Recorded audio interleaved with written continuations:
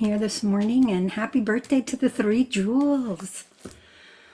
We'll see as we go through these 12 deeds why I like to say it's the birthday of the three jewels, even though it's actually Chokor Duchen, the great holiday of turning the wheel of Dharma, which commemorates the first public teaching of the Buddha. But as we will see as we go through just a brief overview of these 12 deeds, the Buddha teaches us in many ways, not just the obvious ways of formal teachings. And this is a really important thing, because before we can really have a sense of confidence in a teaching, we have to have a measure of confidence in the person giving the teaching. So in the Tibetan system, there's an approach called the Four Reliances, and it begins with the individual giving the teaching.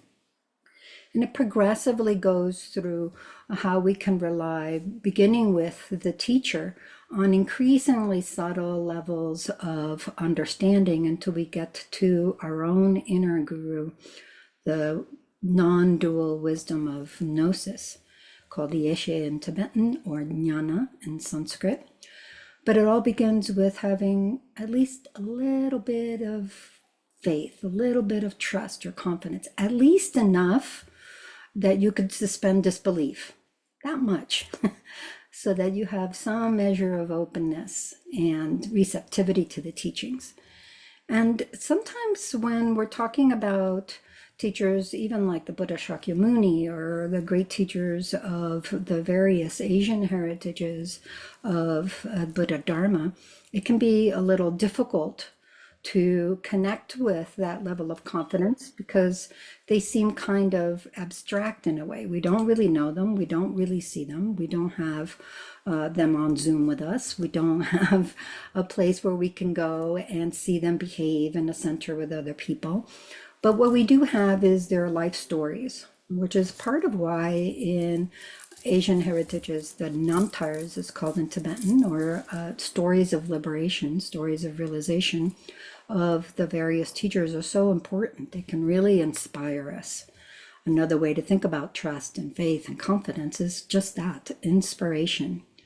The influx of a sense of wanting to be like that. So let's take a look at how the 12 deeds give us that foothold so that we can become even more receptive to the teachings of the Buddha Dharma. So to begin with, what we see when we look at the 12 deeds is that this is an approach to conveying seminal aspects of the Buddha's life.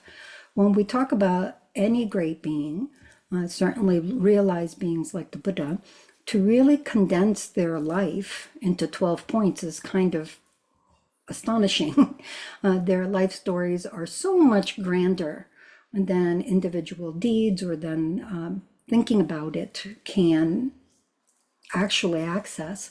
And at the same time, having a few seminal steps that give us snapshots of the different aspects of the Buddha's life helps us to gain more familiarity. And that helps us to gain that trust, that faith, that confidence. Another thing that's really important as we go through this is that there's a couple of themes that really come forward. We think a lot of the time of the Buddha's path as one centered on meditation, and it certainly is. But just like everything else, every other spiritual tradition, and also just the way we engage life as individuals in the world, our meditation or practice, our habits of how we engage depend on view. We may not always identify that we have a view, a philosophy, a sense of how things work in the world, but we do. And it is by putting view on the front stage that the Buddha highlights the importance of developing this foundation in order to have a stable, secure, and consistent space to build on with the meditation practice as well as the conduct in our everyday life. So that's one big thing, the importance of view. Another thing that we see again and again is that actions speak louder than words. So we think today is the day that the Buddha starts teaching, but it's only his first obvious teaching, his first public teaching. But the Buddha is teaching us with his actions, his deeds throughout his life and even before, as you'll see. So that's another big theme, how the Buddha's example, how the way he encounters life and other beings, how he himself goes through various processes is an example for us. And then there's the really essential theme of dukkha. We think of the first truth as the truth of dukkha, usually translated as suffering, but we can see that the points that the Buddha highlights in this first public teaching, the first turning of the wheel of Dharma, are present right in his life. He uses the material of his life because it's the material of our lives too. He meets us right where we are, and he does it in a way that is knowledgeable because he's been there too. So those are the main themes I'd like to just put out there so that we can have those in mind as we go through these and as we go through the practice. Our intent here is, because we do this practice of chanting the praise of the 12 deeds very often. That's very common on the 4 main holidays of the Tibetan Buddhist calendar, but also throughout the year. It's often done on various auspicious occasions. It's a good idea to sort of point out why these things are relevant, because some of them seem not to have a lot of importance to us. Like anything else with the Buddhist teachings, it's really important to listen or take in the teachings, contemplate their meaning, and then meditate on that value for ourselves. And I'll just give you some hints of where you might start off with that, and you can take off as you like in your own practice. So the first of the 12 deeds, and there are different compilations of these. As you'll see when we get to the practice, we do 2 separate prayers that are, not terribly different, but a little bit different in emphasis. And some of the other versions of the 12 deeds might be a little different, but mostly the same as this. And it starts out with the Buddha leaving the Tushita heaven, the celestial realm, that's considered one of the highest of the realms of samsara. At this point in his bodhisattva career, the Buddha has reached his highest possible realization as a bodhisattva. He's taken birth in this magnificent celestial realm where the being that becomes the Buddha teaches the Dharma to all of the celestial beings there. But then he realizes the time has come. And he hands over the position of the reigning bodhisattva to his own regent, Maitreya, the next Buddha of our age, and decides to leave the heavenly realm. This one is so powerful to me. Like from the get-go, he's basically setting out the importance of letting go of even this highest realization of the bodhisattva. The bodhisattva is not in it for themselves. And at the same time, it's the benefit that they've gained from their own practice that enables a bodhisattva to then be able to serve others. So this is one way we can begin to relate to this first deed, leaving the celestial realm of Tushita. But then when it comes time to leave, the Buddha doesn't just like pack up and go. It's like, okay, gotta go, have places to go, things to do, off I go, like most of us do, kind of not really thinking about it too much, forgetting the passport on the way out the door, things like that. Instead, the Buddha is very intentional. He chooses what's called the 4 right things: the right place, the right time, the right caste or rank in society, and the right parent, particularly the mother. This is really important because it shows that even the highest level bodhisattva has to be aware of conditions, the situation in which they find themselves. has to be aware of the readiness of the beings to whom they will be teaching and so forth.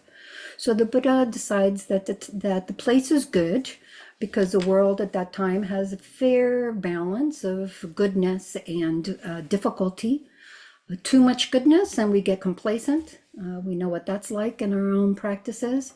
Too much pain and we're overwhelmed. So the Buddha felt like that time in that place, here by place it means a particular realm of samsara.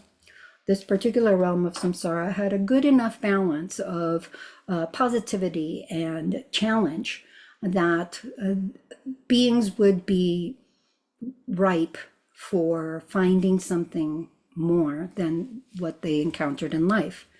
He also felt that the time was right because, again, there needs to be just the right amount of lifespan, for example. If, there's something about knowing that we're going to live at most 100 years, that's the lifespan of a very long-lived person, that gives us a sense of urgency, a sense of needing to move. And we said that a lot in the stories of people who realize that they don't have a lot of time left and really start to dedicate themselves with the practice. At the same time, there are other stories that describe the Buddha Shakyamuni as the white lotus among the bodhisattvas, because the other bodhisattvas were like, 100 years, no way, nobody's going to be able to do this practice in 100 years. You're nuts. You're not going to be able to get them to do it. But the Buddha was intent on being here for us, despite how relatively short a lifespan we have. Then he chose a rank for rebirth, and that's really important. At the time, his family was a caste of warrior royalty. They were royalty that ruled because they conquered and took over. And it was really important that he choose an appropriate rank, not only to have the respect of other beings in the world, but also to show that even the most prized, most exalted worldly states are not sufficient to bring us lasting happiness or sufficient meaningful purpose to our lives. Then he also chose his mother very well, because it said that a highly realized bodhisattva needs to take birth in the womb of a mother who has immense merit. It takes immense merit to basically house the bodhisattva and nourish them into the time of birth. So this second of the 12 deeds showing how the Buddha's service to others builds on his own benefit, having traversed the path to the highest level, how he's willing to let even that go, and how there's a sense of intentionality, a sense of being aware of the conditions and the situations that will make his progress through this last life before full and complete awakening purposeful. Then he takes birth in the world, and there's lots of wonderful stories about the Buddha walking in this direction and saying he's going to present the foremost of the dharmas, and then in another direction saying he's going to gather the most excellent fellowship of disciples, and in another direction that he's the supreme in the world, and then again another direction that he's unsurpassable among beings. And oddly enough, this taking birth in the world, even with these seemingly grand statements, is a sense of the Buddha's humility. Imagine just being in the most exalted celestial realm and taking birth in what we know to be a fairly messy process into the state of the human realm, and at the same time retaining a sense of the grandness of what it means to have that realization of the Dharma. So here the Buddha has got a really beautiful example of having awareness, purpose, and also humility at the same time. So it's a really unusual combination of qualities that we see in this third of the 12 deeds. And again, these are just hints for starting you off. These are ideas that I have. You may have different ideas, or you may grow on them even more. The next two deeds relate to being in the world. The fourth is the Buddha acquiring worldly skill and acclaim, which means that the Buddha competed in all of the games that were prominent in his society for a prince. The Buddha also respected societal conventions by taking a wife. Actually, at that time, there were several wives, but Yasodhara was his main consort and queen, the only one who gave birth to a son. And here too, it's a sense of recognizing that societal values have a place, that it's important for people to not think, oh, he's just unusual, he's just a one-off, I'm not like him, those kinds of things.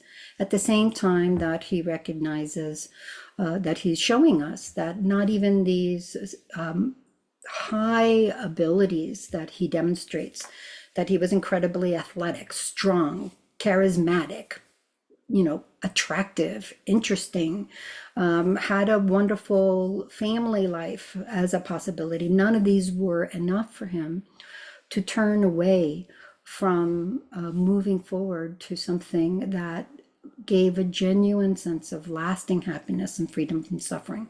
In other words, not even this exalted life that he chose to be born into was sufficient for what he was seeking. And we see that in the next one. The next deed, the sixth, is usually called renunciation.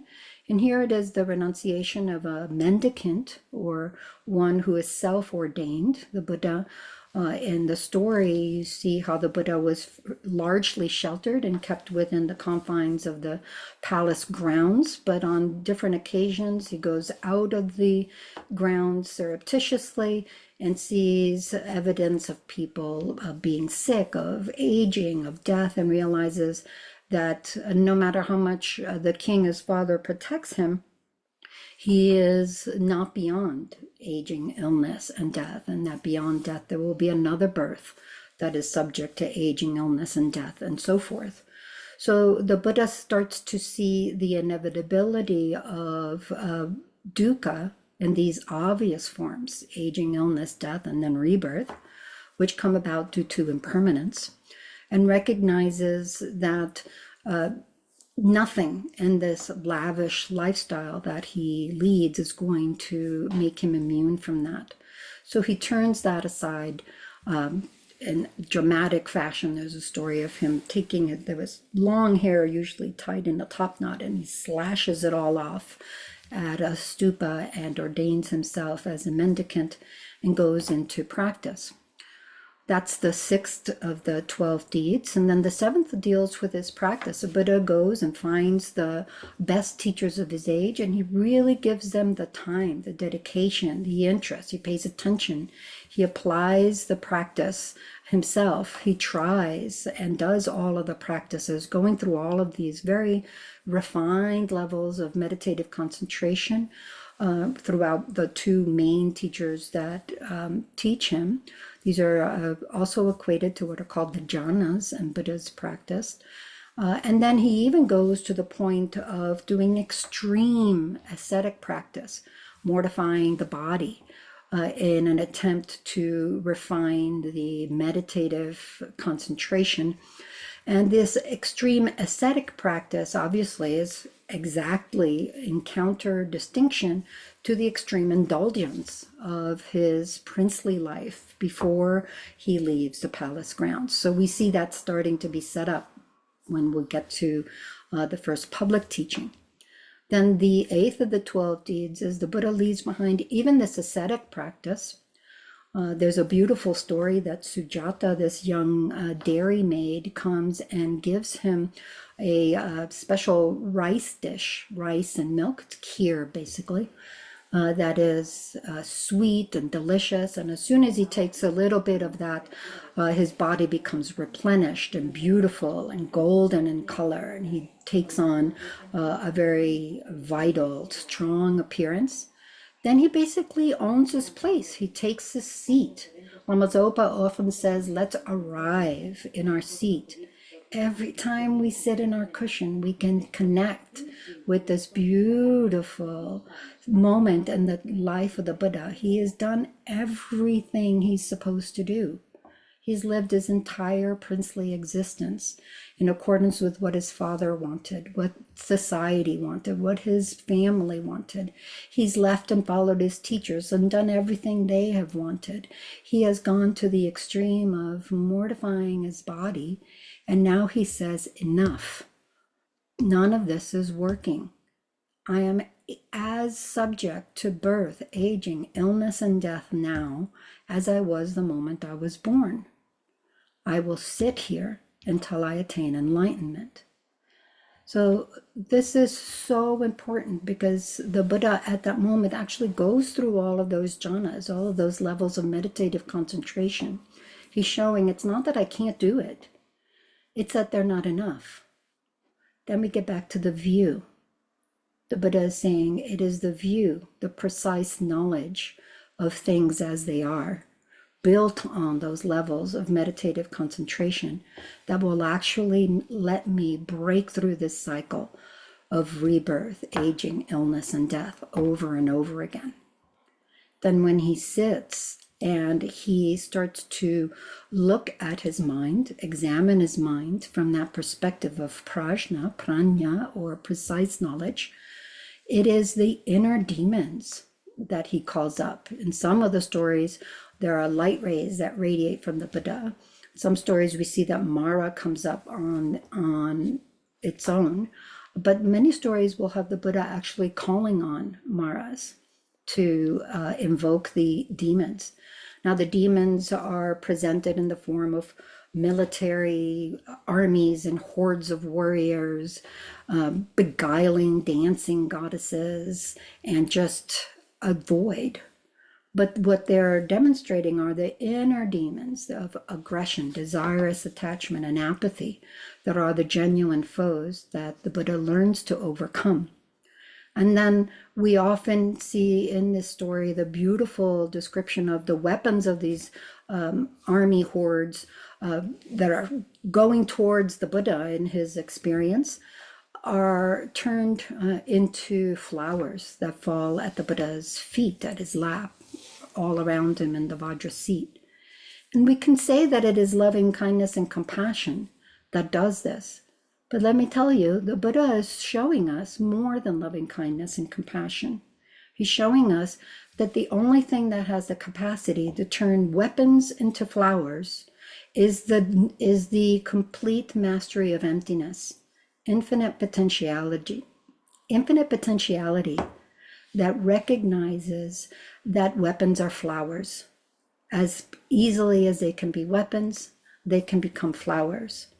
And it is view, it is wisdom, precise knowledge that is able to make that distinction, make that change in our experience. As much as loving kindness and compassion want to make that change, wisdom is what allows that to happen, and the power to make it happen is what allows it to be. So those three qualities, loving kindness and compassion, wisdom, and power, are what are considered the three characteristics of Buddhahood. No one of them acts alone, they act in concert with one another. Then the 10th deed is the Buddha's actual attainment of Buddhahood, of omniscience. And this demonstrates that there is a distinction between the level of Buddhahood and liberation from samsara. In Tibetan tradition, even at the level of the highest realization of the Bodhisattva, there are still very subtle obscurations that have to do with dualistic perception that are involved.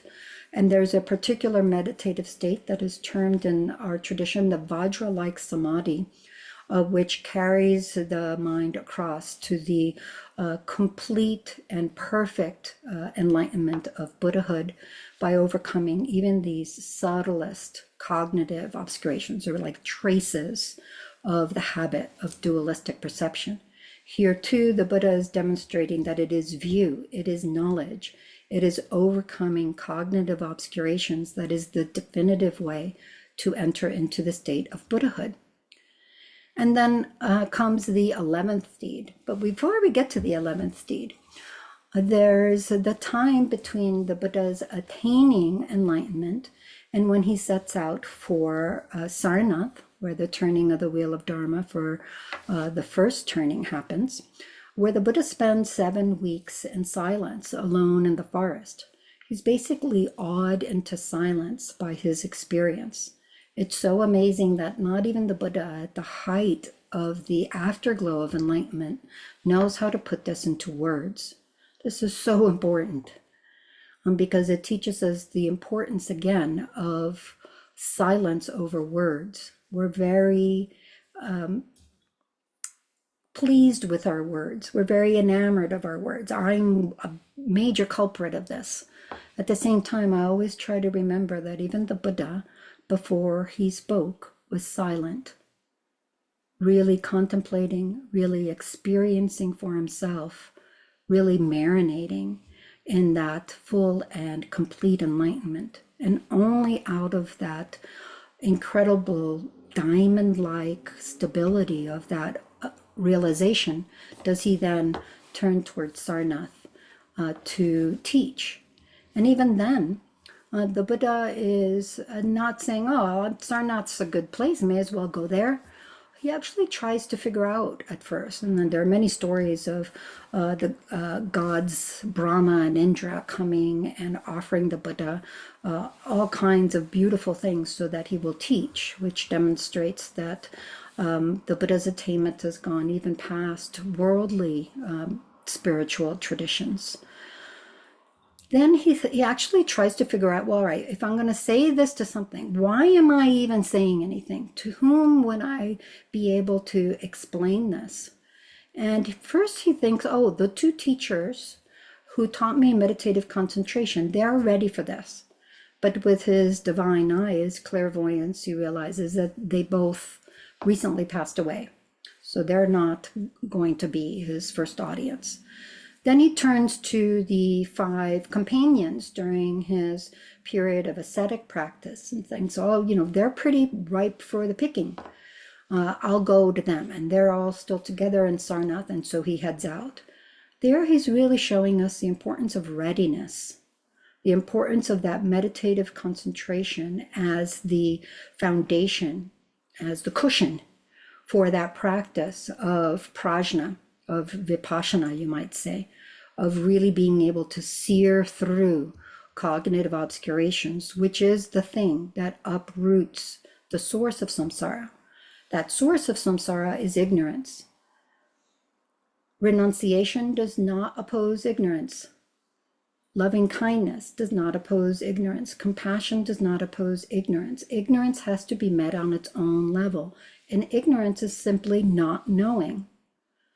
What meets not knowing on its own level is knowing accurately. This is prajna. This is the precise knowledge that realizes things as they are. And this is what the Buddha starts to teach the disciples. There's also beautiful stories, and you can see how intertwined all of the Buddha's lives are, because these 5 excellent disciples were in a previous life a tigress and her cubs, that the Buddha at that time was a prince who gave his life so that the starving tigress could gain some strength and feed her cubs. That tigress and her cubs in the time of the Buddha Shakyamuni's, Prince Siddhartha's life, became these 5 excellent disciples who received the Buddha's first public teaching, the first turning of the wheel of Dharma. And that is what we celebrate today, the first turning of the wheel of Dharma. There are a number of suttas available where you could see that whole description, but basically what the Buddha says is, I've encountered a middle way. Sensory indulgence, just dumping yourself into the pleasures of life doesn't do it. Ascetic practice, being extremely austere, doesn't do it. But finding a middle way, always being in that balance of the middle way, that works. And it's not just about overindulgence or over asceticism. There's a middle way constantly being drawn in the Buddha's teachings. And then when he speaks those teachings, what he says first is recognize dukkha. Recognize, you can hear it right in the word, is a cognitive thing. Recognize. It is a knowledgeable thing. He starts out with view, with the knowledge that allows us to engage in the practice and in the conduct in a way that accords with a true view of how things are. So when the Buddha says recognize dukkha, we often hear it as recognize suffering, but suffering to us means pain. And pain is one of the dukkhas, one of three kinds. But the difficulty is that the other two don't feel like pain. One of them feels like pleasure.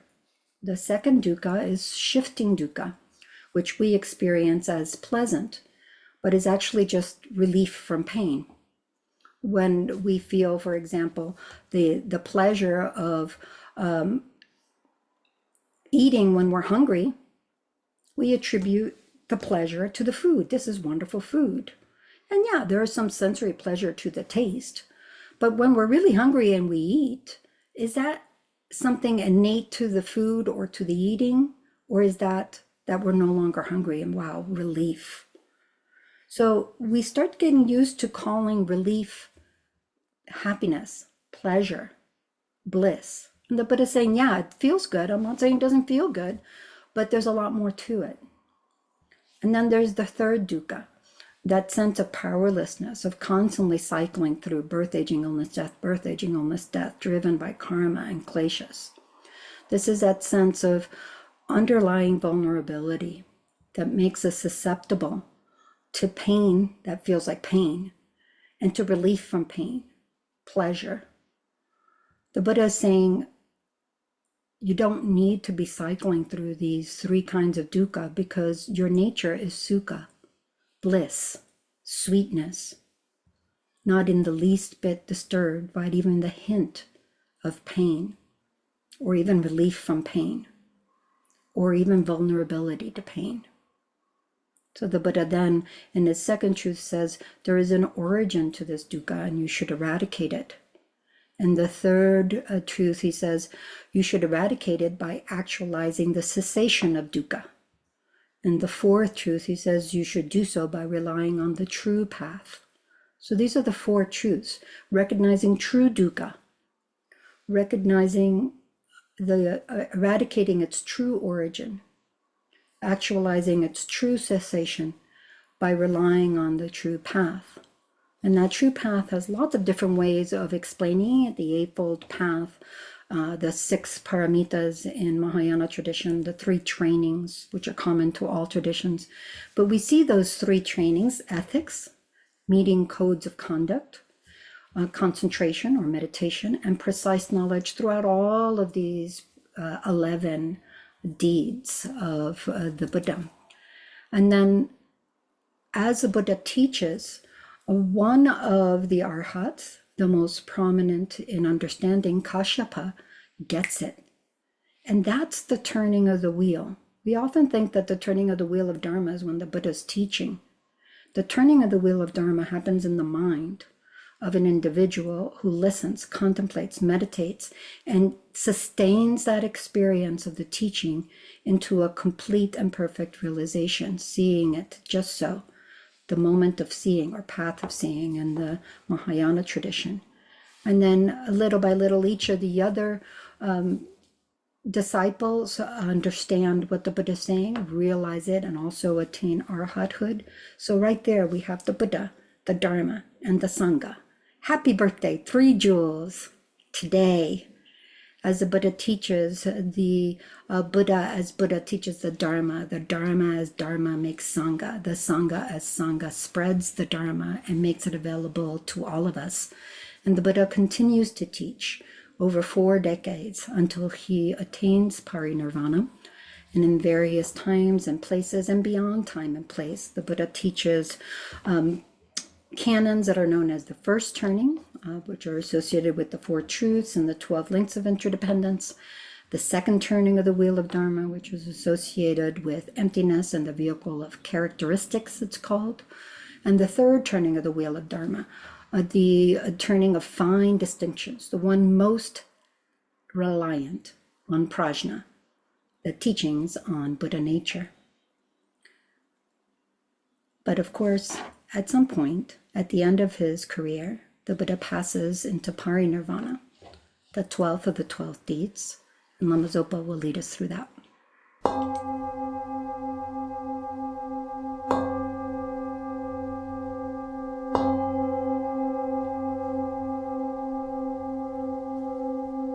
We get to the final deed, the 12th deed, where his immortal Vajra-like body passes away into parinirvana.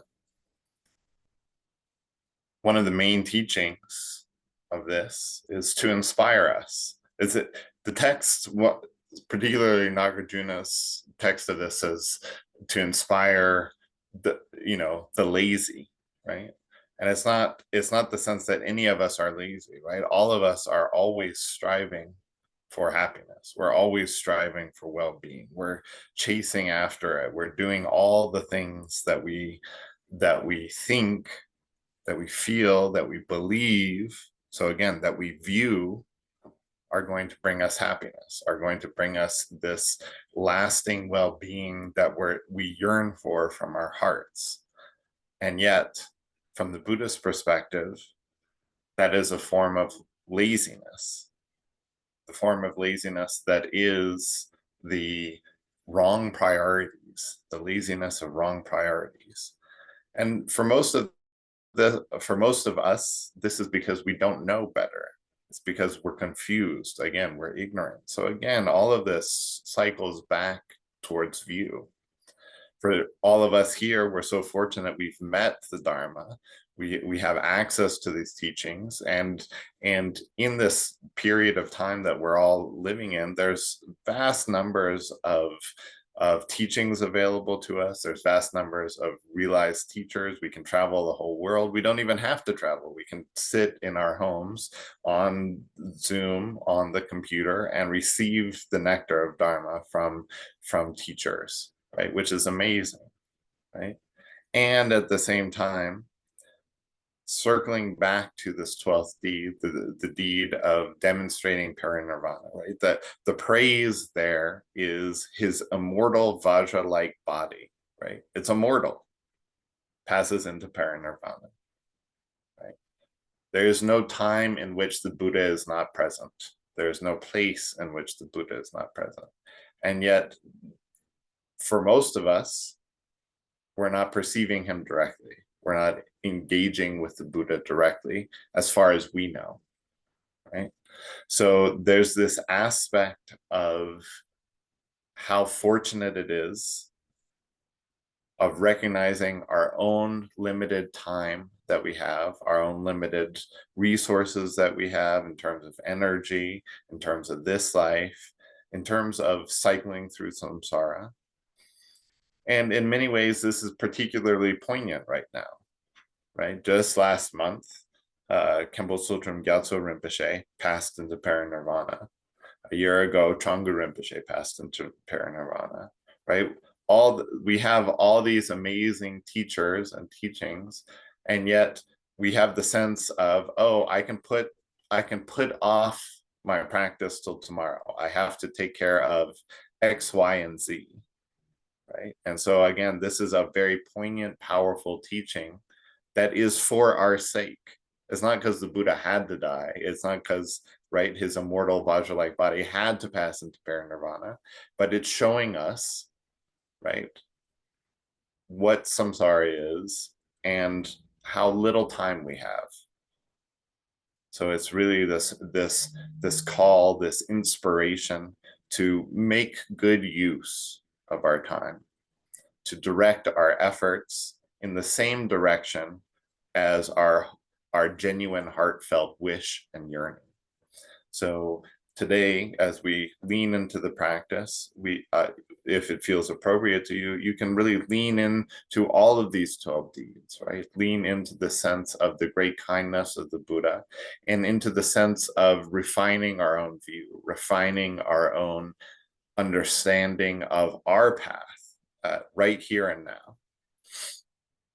So with that being said, we'll get to the practice.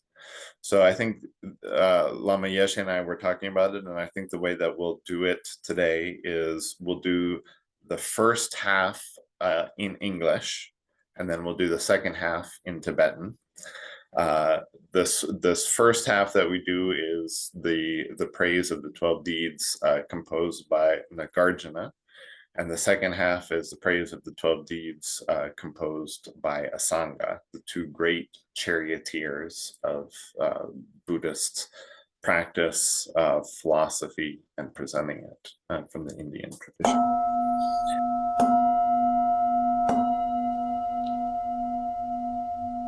But before we begin, as ever, just take your seat, allow yourself to come into the present moment.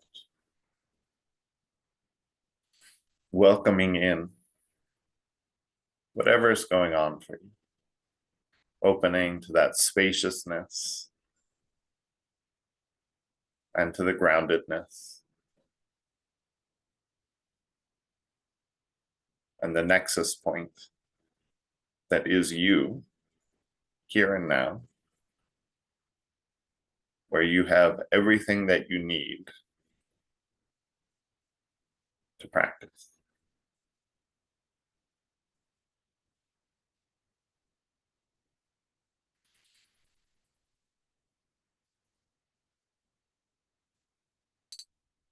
He who is skillful, compassionate, born in the lineage of the Shakyas, undefeatable by others, destroyer of Maras, and whose body is majestic, like golden Mount Sumeru, king of the Shakyas, at his feet I prostrate.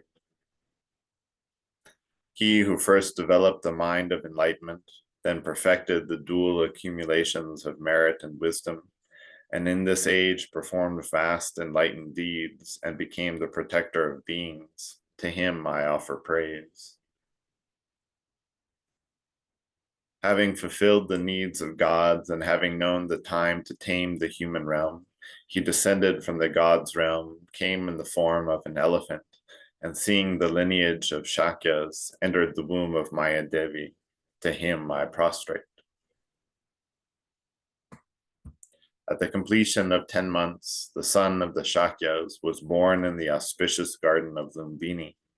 At that time, Brahma and Indra praised him and his excellent signs, ascertained him to be in the lineage of enlightenment.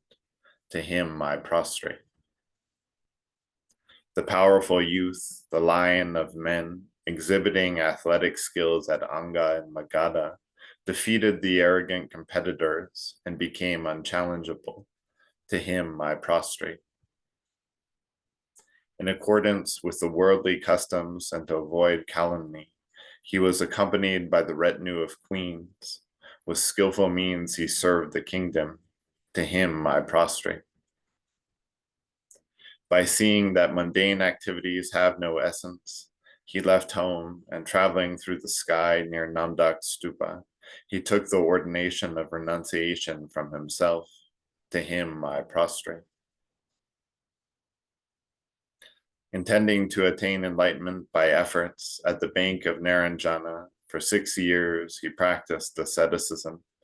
By perfecting perseverance, he attained supreme absorption. To him I prostrate. In order to perfect his efforts since beginningless time, at the foot of the Bodhi tree in Magadha, with unmoving cross-legged posture, by attaining the fully enlightened state, he perfected his enlightenment. To him I prostrate.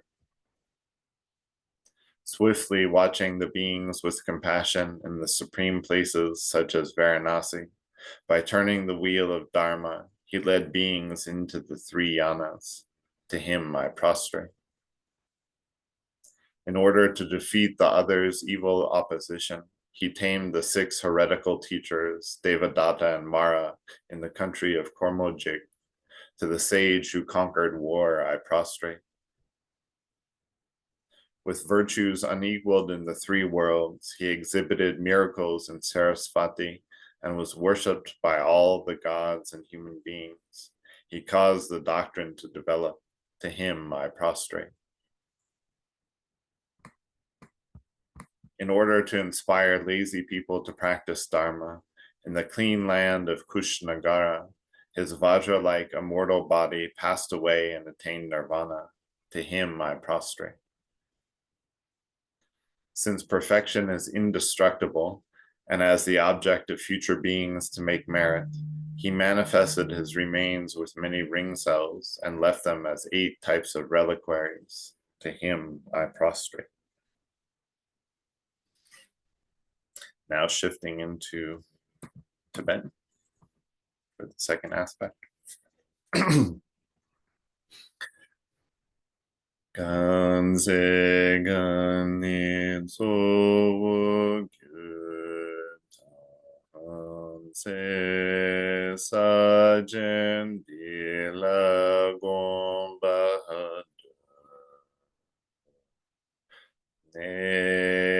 ngani jinden dina chon che sun de ze ke pa la cha lo dam bo ga den la ye yu jun kya bu ka tu yun ge su shu be ne ye ca dun tu pa tam chon den ha ye la cha sa lo shaye gandu mama genki chu shage jundu shunu se ze serge nesu sazo ka tu she si sun sang me gu la cha sa lo dronge go shi kyu su ne cho den nan dan dun du Siniran Jane Dram Duka Se Drini Kendan Jala Chansa Logya Bugadu Lanjen Yum Pahatu Yamba Chendu Dreu Se Umagadaru Tubakun Sange Kembe Keshe Barla Lo Varanasi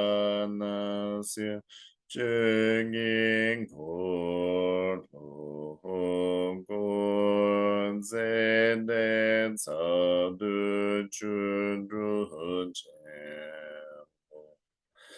Ten Sa Jodrondu Gombanya Hende Duni Nam Kadala Chansa Lo Dida Tembe Dabo Chom Dengi Zebe Sulhado Zam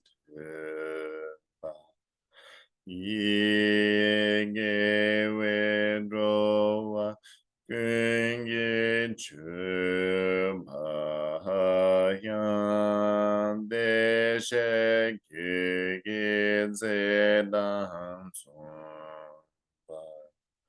Chokor Duchen Shembage Guchi Ahadan Kodan Kutse Tsedan Shenkam Dange Genjo Samboji Rahawa Dedra Kunada Zogyurwa Shogyula Dujin Sowata Hetu Daso Gandu Nebesa Suneda Upo Tanzu Shi Wahadan Chudan Tashi Belvahatsedu So Tumba Jinden Kamsu Jumpa Hadan Temba Nivu Shindu Sawa Dan Tenzin Bulo Da Shenge Bahahi Temba Yurin Nebehedrashi Sho.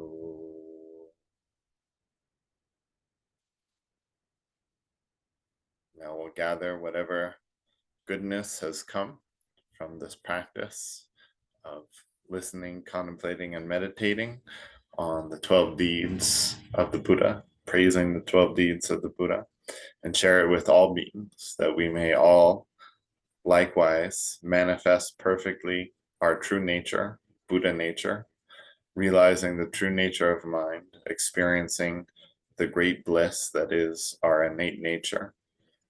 And may we all follow the path perfectly, doing so. By this virtue, having attained the level of omniscience and defeating the harmful inner enemies, may I liberate beings from the ocean of existence, turbulent with the waves of birth, aging, illness, and death.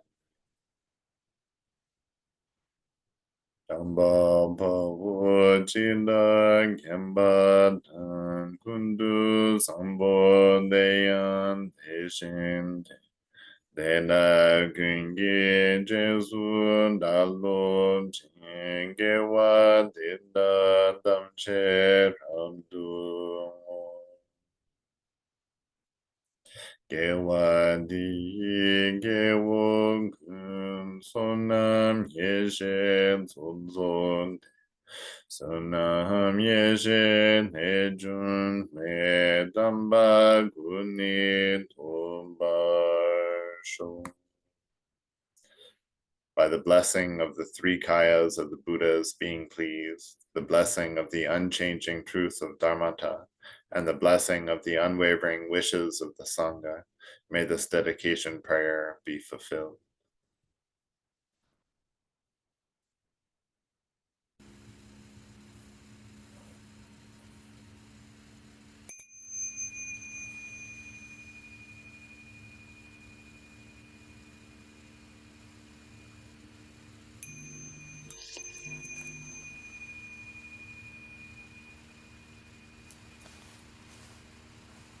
Thank you all so much for joining us.